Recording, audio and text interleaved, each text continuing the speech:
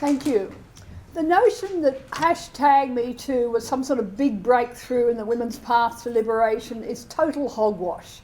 It's been clear to me for a long time that it's simply the latest salvo in a long crusade by feminists to crush male sexuality. It's been a really long campaign. I was fascinated to discover that the 19th century suffragettes had a slogan, "Votes for women, chastity for men." And that was all about bringing an end to women's sexual subjugation to men, which meant reining in male lust and keeping all men on a very tight leash. If they could see us now, the suffragettes would be celebrating in the streets. They've succeeded beyond their wildest dreams. Men today are not just chaste, they've been neutered. Leaving sex to the feminists is like letting your dog vacation at the taxidermist, said Camille Paglia. And that's right, men are now totally stuffed. And the feminists have achieved this through the politics of guilt and shaming, very public shaming. Fear of that shaming pulls all men into line for fear that they too will end up with a target on their heads. That's the reason we have men in power selling out other men.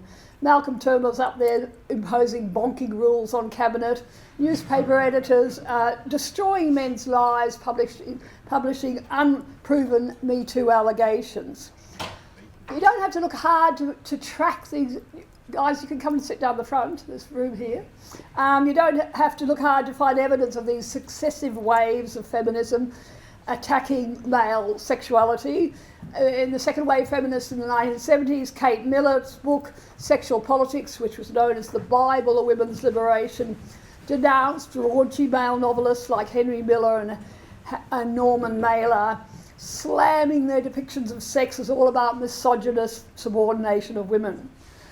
We then saw wave after wave of denouncing men for their sexual habits.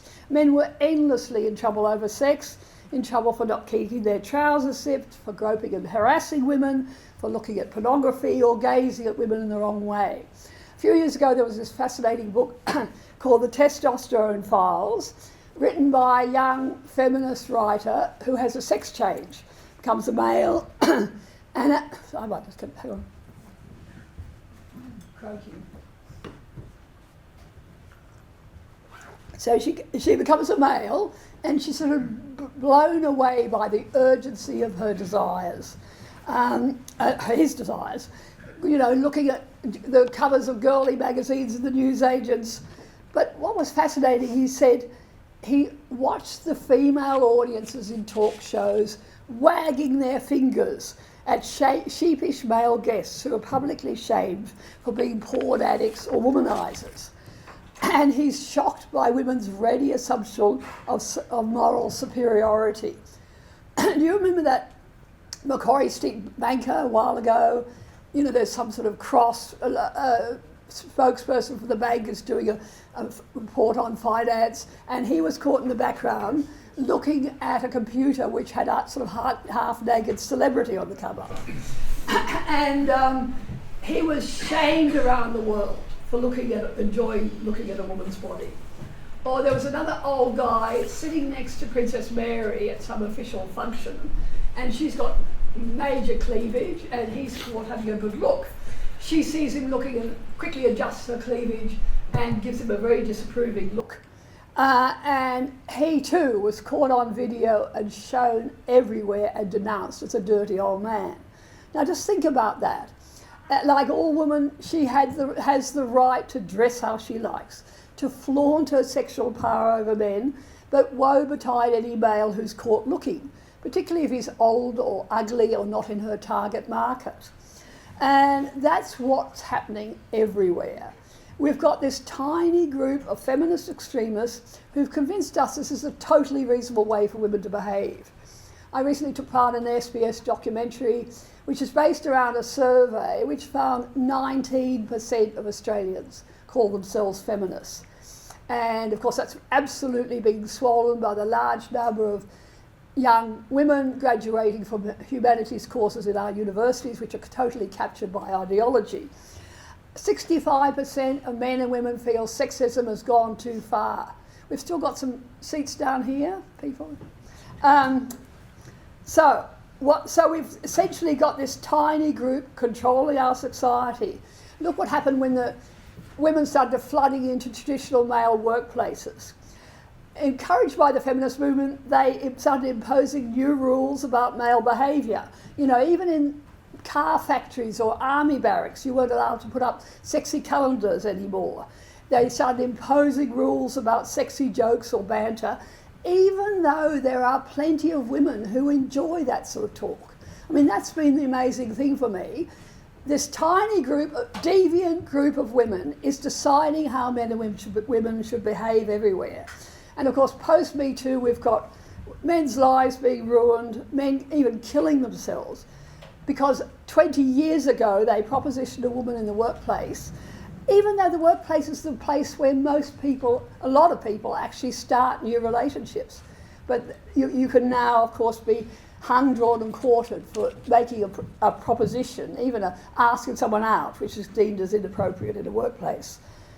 So we've got this constant demonising, constant defining male sexuality as deviant.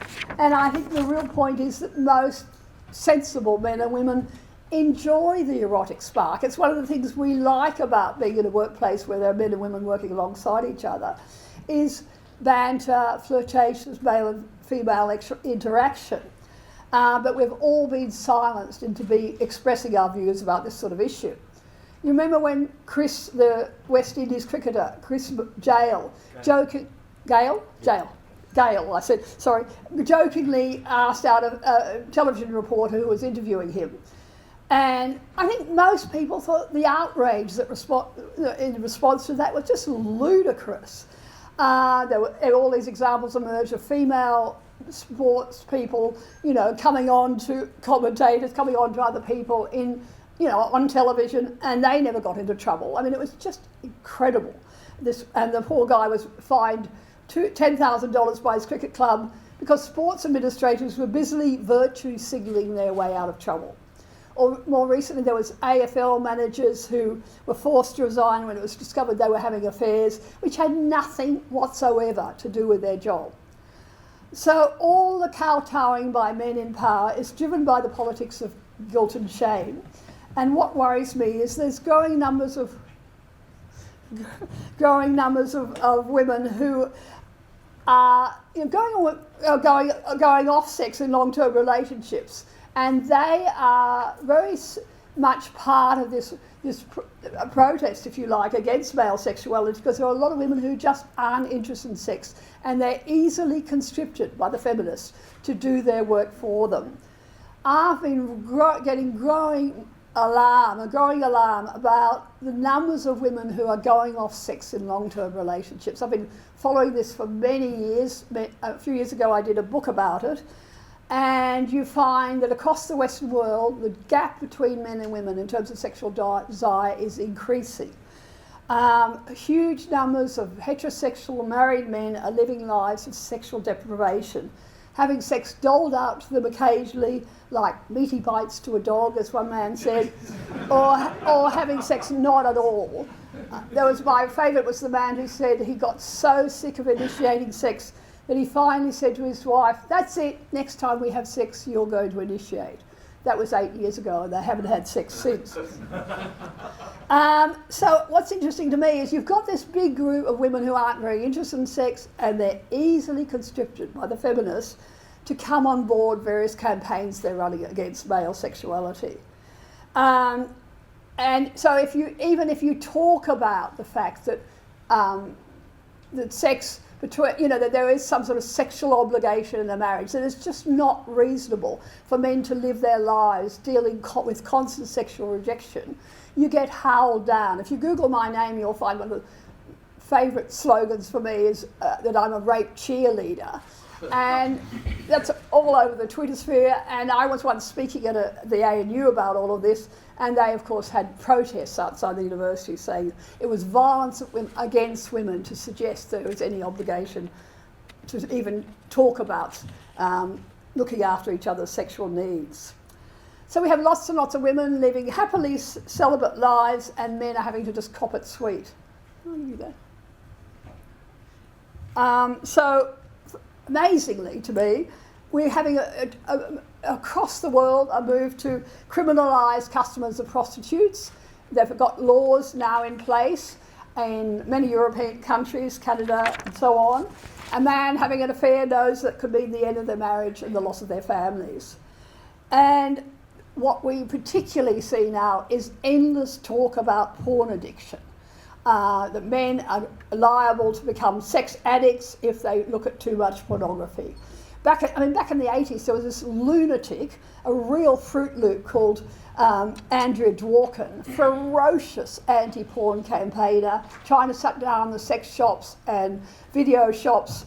She saw intercourse as consorting with the enemy, as Dachau brought into the bedroom and celebrated. But so it started decades ago, this real campaign against pornography, and that's just simply seems to be increasing every year. And yet we've had really good research actually in Australia showing that most men have seen pornography, many use it regularly. There's no good evidence that it's turning them into addicts, that they have difficulty controlling their use. I did research into this a few years ago and found lots of men use it to keep a lid on their sexual frustrations, particularly when they're not getting much sex in their marriages. But any man who looks at porn knows that the risk is if they're caught using it, they'll be shamed. And it's seen by their partners as some sort of betrayal, like having an affair. Just think about how differently we reacted when we had this crazy book, 50 Shades of Grey, which became the all-time best-selling book. All the commentators were out in force saying, oh, this is mummy's porn, how wonderfully liberating for women to be able to read about sexuality in this way. And of course, even though the book is full of S&M, pretty tricky sort of stuff from a feminist point of view, that was fine because women know how to differentiate between fantasy and reality. But of course, daddy's porn is something totally different. Men don't know how to differentiate between fantasy and reality, and the real risk is that it's going to turn men off normal sex if they get involved with pornography. I mean, the big difference, of course, has always been men tend to like visual sexual material and women are more interested in words and plots and so on. The famous South American writer Isabel Allende talks about the difference between erotica and pornography. Erotica is like using a feather, pornography the whole chicken. And men have always enjoyed the whole chicken. And there's always been chickens around. I mean, there's always been types of visual pornography, visual sexual material that men have enjoyed. I once knew a man who used to say, this was decades ago, he said, he used to lie in wait for the Sunday paper to be delivered so he could leap on it and see whether there were any Kmart catalogues with women in underwear. But so the shaming continues, and the battle against pornography is only just part of that. But it's not just, of course, about sex. I talked on Friday about what's happening in our universities. The universities investigating, the committees that have been set up investigating sexual assault on campuses, the fake rape crisis on our campuses, the sexual consent courses. But there are other issues that are just as important. I've been involved in the last few weeks in a campaign to help a young man in Perth who's a counsellor, who was a counsellor with Relationships Australia in West Australia. And he's just been pushed out of his job for posting an article I wrote, and I published nearly 2 years ago in the Weekend Australian, on domestic violence. What I'd done is I spent months and months pulling together all the research and all the recent statistics on domestic violence, which of course shows that at least a third of the victims of violence, domestic violence, are male, and there's over 40 years of research showing that most family violence is two-way violence involving violent women as well as men. And he put my article up on his private Facebook page. It was involved in a bit of a discussion about that, saying that the other counsellors were saying they see violent women as well as violent men. And he was forced out of his job. We've started a crowdfunder to support him. So if you'd like to go on my website, you'll see that. Maybe some of you could contribute to this guy he's taking the Relationships Australia to the Fair Work Commission over unfair dismissal. But so we'll see how that goes. But in the meantime, he's out of a job. So there are constant lies being told about a whole range of issues, including domestic violence, and everywhere people are being shamed out of not calling them out, these lies, for fear of being branded as a misogynist who doesn't want to protect battered women. It's a really difficult issue to confront this publicly. So we have our Prime Minister, Malcolm Turnbull, boasting of spending hundreds of millions of dollars on domestic violence and saying it's all about respect for women. Do you remember that? I'm sure you've all seen that ghastly ad where the little boy, slams the door in a girl's face and it's all about respect for women. That's a total lie. There is no good evidence that in Western countries like Australia that it's anything to do with misogynist attitudes to women. There's a whole range of research showing what domestic violence is all about, and that's the least important factor in our sort of country. David Leyonhjelm has been busily asking questions in Senate estimates, grilling the bureaucrats who started that, who were involved in that TV campaign, saying where's the evidence for this, and of course they can't come up with anything. Police in Brisbane a few months ago were required to take part in a White Ribbon Day. You know about White Ribbon? White Ribbon is this organisation which is conscripting men to stand up against violence for women, which is laudable in a way, except for this organisation absolutely refuses to acknowledge that any male's a victim of violence. And these police were being asked to make pledges, say, I stand up against violence against women. And some of them refuse to do that because they say we go into homes and we see violent women attacking their partners and their children. So they stood up and made a pledge saying, I support violence against everybody, and White Ribbon refused to use those pledges. We need to stand up against this, and it's really important we take people on. We need to take on the shamers and the guilt mongers. So, any older women here? I always appeal to mothers of sons. We have to worry about the young generation of men. But any of you who have men in your lives you care about, you need to stand up and be counted, because we are the majority. This group who's controlling our society is very much a minority group that could easily be shouted down if we were prepared to stand up against them. Thank you.